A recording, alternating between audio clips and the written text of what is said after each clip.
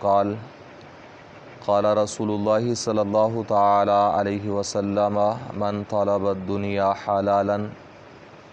استعفافا عن المسألة وسعیا علی اہلی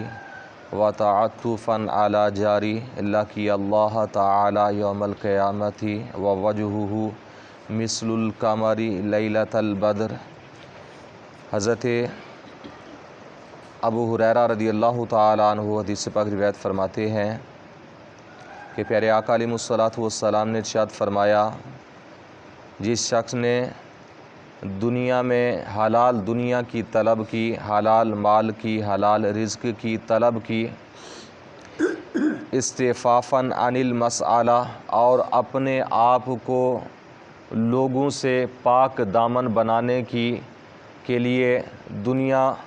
طلب کی، یعنی اس لیے محنت اور مشقت کی کہ کسی سے مانگنا نہ پڑے، وسعیاً علی اہلی، اور اپنے اہل و عیال کے لیے، اپنے گھر والوں کے لیے اور اپنے بچوں کے لیے اس نے کوشش کی دنیا کے اندر، دنیا کمانے میں، وتعطفاً علی جاری، اور اپنے پڑوسیوں پر مہربانی کرنے کے لیے، یعنی پڑوسیوں کے بھی کچھ حقوق ہیں، اس لیے محنت کی دنیا کے اندر، دنیا کا حلال رزق کمایا کہ ایک تو لوگوں سے سوال کرنے سے بچ جاؤں، کسی سے مانگنا نہ پڑے، پاک دامن رہوں، اور اس لیے کہ گھر والوں پر خرچ کر سکوں، اولاد پر خرچ کر سکوں، اور اپنے پڑوسیوں پر مہربانی کر سکوں۔ نبی کریم صلی اللہ علیہ وسلم نے فرمایا،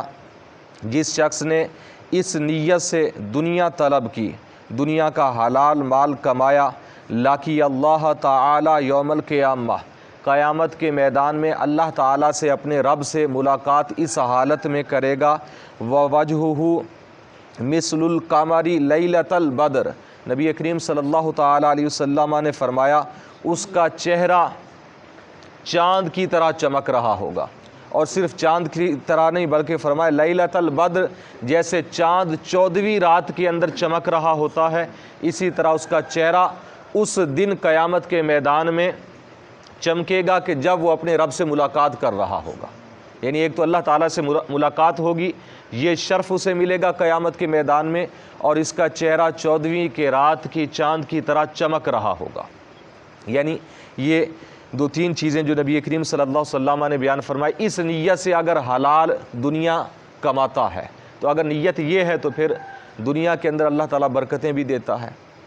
ایک تو یہ کہ جی میں حلال کماؤں، یہ کوشش ہو، دوسرا یہ کہ کسی سے مانگنا نہ پڑے، کسی سے سوال نہ کرنا پڑے، اور تیسرا یہ کہ اپنے گھر والوں پر میں خرچ کر سکوں، ان کے جو حقوق ہیں وہ ادا کر سکوں، چوتھا یہ کہ پڑوسیوں کے ساتھ حسن سلوک کر سکوں، مہربانی کر سکوں۔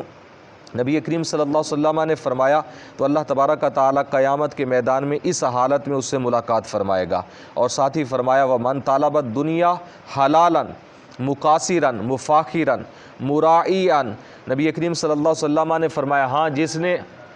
دنیا کا مال طلب کیا، دنیا طلب کی، حلال کمایا، لیکن اس کے اندر نیت خراب تھی۔ نیت کیا تھی کہ مقاصراً، کچھ جمع ہو جائے، نیت جمع کرنے کی تھی، اور فرمایا مفاخراً، فخر کی نیت تھی کہ لوگوں سے بڑھ جاؤں، فلاں اتنا آگے نکل چکا ہے، میں کیوں پیچھے رہوں، اس سے مجھے بڑھنا چاہیے، میں کوئی اس سے کم تو نہیں ہوں۔ اور فرمایا آپ علیہ الصلوۃ والسلام نے مراعیان، اور لوگوں کو دکھلاوے کے لیے، دکھانے کے لیے کہ جی میں بہت بڑا امیر کبیر بن گیا ہوں۔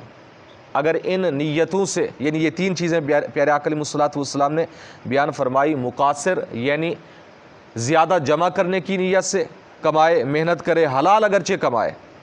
اور فرمایا فخر کی، تکبر کی نیت سے اور ریاکاری کی نیت سے اگر حلال مال بھی کماتا ہے پھر بھی اس کی مذمت یہ ہے، فرمایا کہ لقی اللہ تعالی وہو علیہ غضبان، اللہ تعالیٰ سے قیامت کے میدان میں جب وہ ملاقات کرے گا تو اللہ تعالیٰ اس پر غضبناک ہوگا، اللہ تعالیٰ اس سے ناراض ہوگا۔ یعنی حلال بھی اگر اچھی نیت کے ساتھ ہو تب وہ جا کر ہمیں دنیا میں بھی فائدہ دے گا، آخرت میں بھی فائدہ دے گا، اور اگر اپنی ہی محنت و مشقت کے اندر، حلال رزق کے اندر اگر نیت ہے تکبر کی، تفخر کی، دکھلاوے کی، ایک دوسرے پر برتری حاصل کرنے کی یا جمع کرنے کی، امیر و کبیر بننے کی، جی میں دوسرے نمبر پر یا تیسرے نمبر پر میں امیر کبیر ہوں تو پہلے نمبر پر آ جاؤں،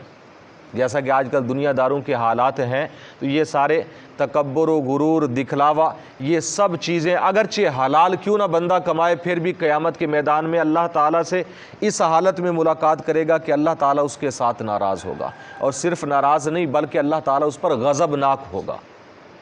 تو اچھی نیت سے اگر کمائیں، اپنے گھر والوں، اپنے رشتہ داروں، اپنے پڑوسیوں پر خرچ کرنے کے، اور اس نیت سے کہ کسی سے مانگنا نہ پڑے، کسی کے آگے ہاتھ نہ پھیلانا پڑے، تو یہ بہت اچھی بات ہے۔ اللہ تعالیٰ اس کا اجر دنیا میں بھی دیتا ہے اور خصوصاً قیامت کے میدان میں بھی عطا فرمائے گا۔ اللہ تعالیٰ کی بارگاہ میں دعا ہے